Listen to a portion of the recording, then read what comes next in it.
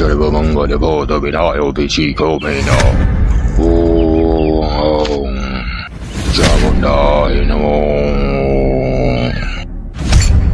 ওম শান্তি ওম ছটফট ফটাস ওম শান্তি। কে তুই বৎস, আমার শরণে এসেছিস? একই তান্ত্রিক বাবা, আপনি চোখ বন্ধ করে কি করে জানতে পারলেন? বাবা তান্ত্রিকের আশীর্বাদে আমার জন্ম হয়েছে অমাবস্যা রাতে, আমি মানুষের মনের কথা সব বুঝতে পারি। তাহলে তো খুব ভালো কথা তান্ত্রিক বাবা। মূর্খ বেহায়া পাপী, আমার সামনে এসে আবার হাসছিস তুই? ভুল হয়ে গেছে তান্ত্রিক বাবা, ভুল হয়ে গেছে। বল কেন আমাকে স্মরণ করেছিস তুই? তান্ত্রিক বাবা, গত 26 দিন থেকে আমার ছেলে ফটকে পুরো নিখোঁজ হয়ে গেছে, তার কোনো খোঁজ খবর পেছি না। বাড়ির লোকজন সবাই আতঙ্কিত হয়ে পড়েছে, কি সে কোথায় গেল, সে মরে গেল না বেঁচে আছে, তার কোনো খোঁজ পেছি না। তাই নাকি? তাহলে তোর ছেলে ফটকের বিষয়ে জানতে এসেছিস কি, তাই তো?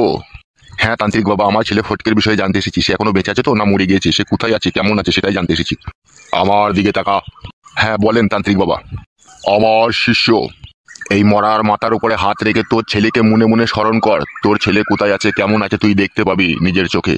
তাই নাকি তান্ত্রিক বাবা? সত্যি করেই দেখতে পাবো? আর হ্যাঁ রে মূর্খ, তুই সত্যি করেই দেখতে পাবি। এ আমার 12 বছরকার সাধনার ফল। ঠিক আছে তান্ত্রিক বাবা, দিচ্ছি। কই তান্ত্রিক বাবা, হাত দিলাম তো, কই দেখতে পাচ্ছি না তো আমার ছেলেকে। শুয়োরের বাচ্চা, বেহায়া বেশরম পাপী, মনে মনে চোখ বন্ধ করে স্মরণ কর তোর ছেলেকে, তাহলে দেখতে পাবি। ঠিক আছে ঠিক আছে। জন্দিঙ্গলকারী ভদ্রকারী দেবারী নিদ্রগা চমকসি সহস্র নমক্তুদে ওম বিষ্ণু ওম বিষ্ণু। জানো রূপা, তোমাকে নিয়ে জীবনে আমার অনেক স্বপ্ন আছে। কি সেই স্বপ্ন গো? তোমাকে যেদিনকে বিয়ে করে আমার বাড়ি নিয়ে যেতে পারবো, সেদিনকে সারা রাত তোমার ওইখানে আমি চুমু খাবো। কোথায় চুমু খাবে? এইখানটায় চুমু খাবো, এইখানটায়। ও মা, এইখানে চুমু খাবে? হ্যাঁ, ওইখানেই খালি চুমু খাবো আমি। আর কি করবে শুনি? আর জড়িয়ে ধরে তোমাকে বুকের উপরে রেখে দেবো। আর কি করবে? আর একটা গান গাবো আমি। কি গান গাবে একটু বলো না শুনি। বুক চিনচিন করছে হাই, মন তোমায় কাছে চাই, আমরা দুজনারই রোডের দুনিয়ায়। তুমি ছুঁয়ে দিলে হাই, আমার থার হয়ে যায়। আর থার হয়ে গেলে যদি ভরতে নাহি পাই, তখন যন্ত্রণা করে হাই, আমার যন্ত্রণা করে হাই। কেন ওই কথা বলছি? আমি তো তোমাকে প্রত্যেক দিনই 2 বার করে দিচ্ছি, তারপরেও তোমার যন্ত্রণা করবে? না না, এইভাবে দিতে থাকলে জান আসান হয়ে যাবে, যন্ত্রণা আবার করে। এমনি তোমাকে খুশি রাখবো বলে গানটা গালাম। এখন কি তোমার করতে ইচ্ছা হচ্ছে? কি করে বুঝলে তুমি? আমি সবই বুঝি, তোমাকে ভালোবেসেছি তা বুঝবো না আমি তোমার মনে কি চাই কি না চাই? হ্যাঁ গো শোনা, হচ্ছে, একবার হইলে ভালো হইতো। তাহলে এসো, তাহলে শুয়ে পড়ো। এসো জান, আমার বুকের উপরে এসো। একবার তলাশাই হয়ে গেছে। হ্যাঁ জান। হ্যাঁ দাও। তান্ত্রিক বাবা, এসব কি দেখলাম আমি? তুই যা কিছু দেখেছিস সব সত্য দেখেছিস। না তান্ত্রিক বাবা, ইয়ে হইতে পারে না, ওর যে ঘরে বউ ছেলে আছে। তোর ছেলে ফটকে অমাবস্যা পূর্ণিমা রাতে জন্মগ্রহণ করেছে, তাই ও 12 বোধ ছেলে হয়েছে। ওর জীবনে এরকমই দুর্ঘটনা ঘটতেই থাকবে। তান্ত্রিক বাবা, এইরকম হইতে থাকলে তো আমাকে বাড়ি ঘর বেঁচে আমাকে বনবাসে গিয়ে থাকতে হবে, আমার তো সবকিছু চলে যাবে। তোর ছেলে ফুটো তোকে পথের ভিখারি করে ছাড়বে, তোর জীবনে পরনের কাপড়টাও তোর ছেলে রাখবে না। ওকে কি সুরাস্তায় সুপথে ফিরিয়ে আনা যায় না তান্ত্রিক বাবা? যাবে না যাবে না যাবে না। যেহেতু তোর ছেলে মহাপাপী, ও হচ্ছে সৌন্দর্য নারীদের রূপে পাগল হয়ে তার প্রেমে ছটফট করে বিষে বিস্ফোরিত হয়ে যায়। আর যেই নারীকে তোর ছেলের ভালো লাগে সেই নারীকে তোর ছেলে বশে নিয়ে চলে আসে। তান্ত্রিক বাবা, আপনি দয়া করে এর একটা ব্যবস্থা করে দেন তান্ত্রিক বাবা। আমার কাছে কোনো ব্যবস্থা নেই কো। তাহলে এখন কি উপায় আছে তান্ত্রিক বাবা? আমার এই পাশের গ্রামে লাড়ানপুরে এক বড় ব্যবসায়ীর বাড়িতে তোর ছেলে আশ্রয় নিয়েছে, আর তার বউকে প্রেমের জালে বন্দি করেছে। তার স্বামী দুবাইয়ে ব্যবসা করে। তুই সেই বাড়িতে গিয়ে তোর ছেলেকে বুঝিয়ে পারিয়ে বাড়ি আনার চেষ্টা কর। আর যদি সে না আসতে চায়, কোনো রকম তার সাথে জোর জবরদস্তি করবি না, তাহলে সে নিজে আত্মহত্যা করবে। আর তোর ছেলে আত্মহত্যা করে মরলে সম্পূর্ণ পাপের ভাড়াপূর্ণ তোর ঘাড়ে এসে চাপবে। তা কি করে হয় তান্ত্রিক বাবা? সে পাপ করছে, সে ভুগবে, আমার ঘাড়ে এসে কেন চাপবে? মূর্খ, তুই তো তার প্রেমে বাধা দিতে চাইবি, সেই জন্যই তো তোর ঘাড়ে এসে চাপবে। সে যদি সুসাইড করে, তাহলে এখন আমি কি করবো তান্ত্রিক বাবা? তুই দাঁড়া, আমি একবার ভোলা বাবার শরণাপন্ন হই।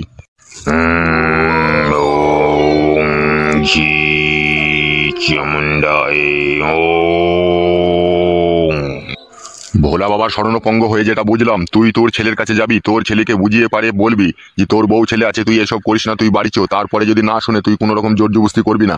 সে যা বলবে ঠিক আছে সেটাই তুই মেনে নিবি, না হলে তোর কপালে মহা বিপদ রয়েছে বৎস। ঠিক আছে তান্ত্রিক বাবা, তাই হবে। তাহলে যা, এই মুহূর্তে এখনই চলে যা তোর ছেলের কাছে। তান্ত্রিক বাবা একটু আশীর্বাদ দিয়ে দেন, যাতে আমার ছেলেকে আমি বুঝিয়ে পারি সুরাস্তায় ফিরিয়ে নিয়ে আসতে পারি। ওম ওম হয়ে গেছে বৎস, যা এবার তুই চলে যা। তাহলে আসছি তান্ত্রিক বাবা। ওম শান্তি। ওম শান্তি।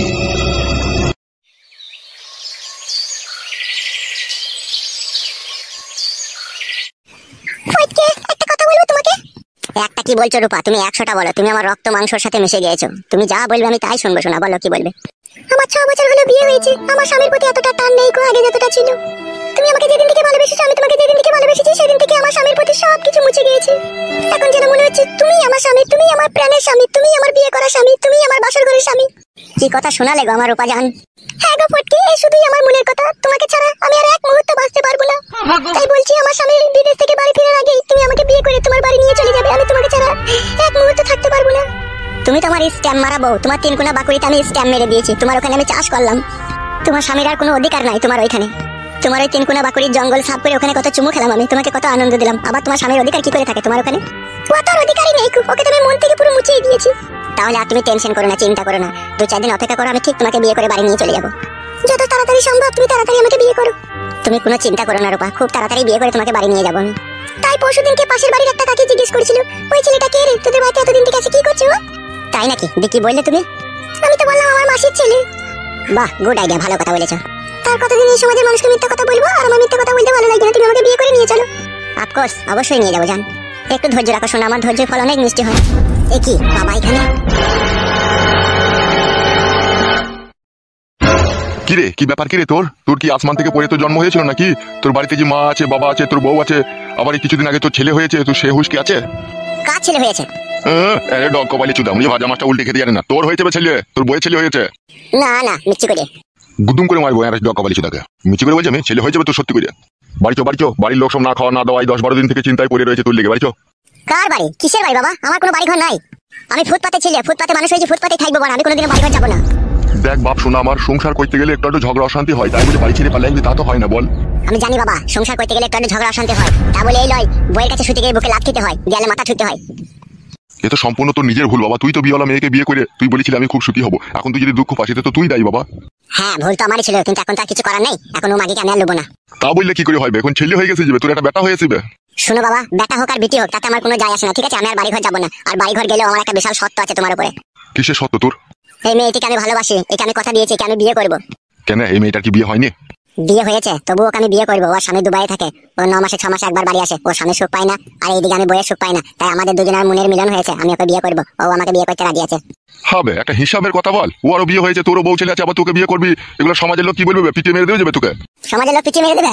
গাঁর পাকামো কথা বলছো নাকি তুমি? তাহলে সমাজের লোকগুলোকে বলো আমি যে বইয়ের কষ্ট যন্ত্রণা ভোগ করছি, রাতে বইয়ের কাছে শুতে পেছি না। তাহলে সমাজের লোককে বলো তাদের বউগুলোকে একবার করে আমার কাছে এনে দেবে বলা। সমাজের লোক মারাইতেছে। সমাজে তুমি কি বল বুঝো? হে সমাজের লোককে গাড়ে কাটি দিয়ে খুঁচিয়ে দিতে জানে, ওরা ভালো জিনিসের বিচার করতে জানে। গান মারাইছো তুমি, আবার সমাজের কথা বলবো না। আমার সামনে এসে বলে দিলাম তোমাকে আমি বাবা বলে মানবো না বাড়া। বাড়িতে গিয়ে এতদিন ছিলাম আমি, কোনোদিনও বইয়ের সুখ পাইনি। কোনোদিনও মাগি আমাকে কাছে দেখে ভালো করে আরাম করে ভিতরে ভরতে দেয়নি। যখন ভিতরে ভরতে গেতাম তখনই বলতো মেন্স হয়েছে, আজকে হবে না কাল হবে। গান পাকামো মারানো পেয়েছে নাকি? স্বামীর সাথে এরকম জাল জুচ্চুরি করবে? ফাদার বিটিকে আমি দেবো না বাড়া। তুই দুঃখ কষ্টটা সবই আমি বুঝি রে বাপ, কিন্তু আমার যে কিছু করার নেই না। সে যে বৌমা হয় রে বাবা, বৌমাকে এত কিছু বুঝিয়ে বলা সম্ভব? শ্বশুর হয়ে বল। বুঝিয়ে বলা যখন তাকে সম্ভব নয়, তাহলে তুমি একটা জিনিস বুঝে নাও বাবা। তোমার পাশে যে মেয়েটাকে দেখতে পেয়েছো, এই চিনির পাকানটাকে আমি বিয়ে করে ইয়া চিনির পাকানের শরবত আমি খাবো। তাহলে তুই বলতে চাইছিস তুই বাড়ি ঘর যাবি না, তাই তো? যাবো না কথা তো একবারও বলিনি বাবা। এই মেয়েটাকে আমি বিয়ে করে বাড়ি নিয়ে যাবো। তুমি কি মানবে কি মানবে না সেটা বলো। যদি বলো মানবে তাহলে যাবো, আর যদি বলো মানবে না তাহলে বাড়া যাবো না। যেদিকে দু চোখ যায় সেদিকে চলে যাবো মা। আর কোনোদিনও তুমি আমাকে দেখতে পাবে না বাড়া। ওই রকম কথা বলিস না রে বাপ ফটকে, তাহলে তোর মায়ের আত্মা শান্তি পাবে না। তোর মা যখন মৃত্যু সজ্জায় বিছিনে ছিল তখন তোর মাকে আমি কথা দিয়েছিলাম যে তোমার ছেলের জীবনে যা কিছুই করবে আমি বাপ হয়ে সেটা মেনে নেবো। তোমার ছেলেকে কোনোদিনও আমি কষ্ট দেবো না। তাহলে বাবা মায়ের ভালোবাসাটা তো রাখো বাবা। তোর মায়ের ভালোবাসা তো আমি রেখে দিয়েছি রে বাবা, কিন্তু তুই যে পায়ে পায়ে ভুল করছিস রে বেটা। এখন এসব আলতু ফালতু কথা বলো না বাবা। এখন একটা পাশে মেয়ে বসে আছে, বুঝতে পারছো না তুমি? তাহলে এখন তুই কি করতে চাইছিস সেটা আমাকে বল। এখন আমি বলতে চাইছি এই মেয়েটাকে আমি বিয়ে করবো, তুমি যা হোক করে বাড়িতে ম্যানেজ করবে। তোর বউ যদি এই মেয়েটার সাথে ঝগড়া শান্তি করে তখন কি হবে? বালের বাবা নাকি তুমি? ঝগড়া শান্তি করবে বলেই হয়ে যাবে নাকি? তোমার কাছে তো টাকা আছে, অন্য জায়গায় আমাকে একটা জায়গা কিনে একটা টিনের ঘর করে দিবে, ঠিক আছে? বাসে ছাউনি দি, এই মেয়েটাকে নিয়ে সেখানে আমি সুখের ঘর বাঁধবো। আর সে বড় মাগি তোমার বাড়িতেই থাকবে। উফ, বড় ভারী টেনশন দিয়ে দিচ্ছিস রে বাপ তুই। টেনশন দিলাম তোমাকে বাড়া আমি এটা। টেনশন লয় বড়া, এটা দুটো বিয়ে করবি, আমি নাহলে যতদিন বেঁচে থাকবো ততদিন তোকে খেতে দেবো। আমি মরে যাওয়ার পর কে তোকে খেতে দেবে বে? রুজি রুটির মালিক হচ্ছে ভগবান, ঠিক আছে? তোমাকে এই নিয়ে কত চিন্তা করতে হবে না। তুমি শুধু আমাকে একটা জায়গা কিনে একটা বাসের ছাউনি দিয়ে টিনের ঘর করে দেবে, বুঝতে পেরেছো? আর তোমাকে কিছু করতে হবে না। আর বাড়িতে ওদেরকে একটু বুঝিয়ে পারিয়ে টাইট করে দেবে। তা তুই এই মেয়েটাকে বিয়ে করেছিস তো নাকি? না গো মারা, এখনো করিনি। 2-4 দিনের মধ্যে বিয়ে করে নেবো। তাহলে তো বাড়ি কবে আসছিস? আমি ঠিক ফুস করে বাড়ি চলে যাবো, ঠিক আছে? আর বাড়িতে কাউকে কিছু বলার দরকার নাই। তুমি একটা জায়গা কিনে টিনের ঘর মর করে ওখানে রেডি করে রাখো গা।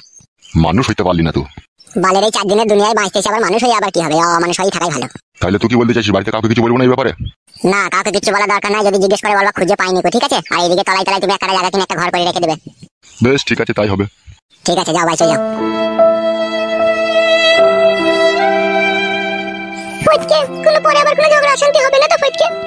তুমি আর আমি যদি ভালোবাসার বাঁধনে বেঁধে থাকি, পৃথিবীর কোনো শক্তি আছে তোমার কাছ থেকে আমাকে আলাদা করে দেবে? কেউ পারবে না। আমার বড্ড ভয় করে ফটকে। আমার চোখের দিকে তাকাও। জীবনে মরণে তুমি আমার, থাকবে সারা জীবন তুমি আমার। হৃদয়ে যতটুকু ভালোবাসা আছে, মরণেও থাকে যেন তোমারই সাথে। তোমার মুখের কথা যেন সত্যি হয় ফটকে।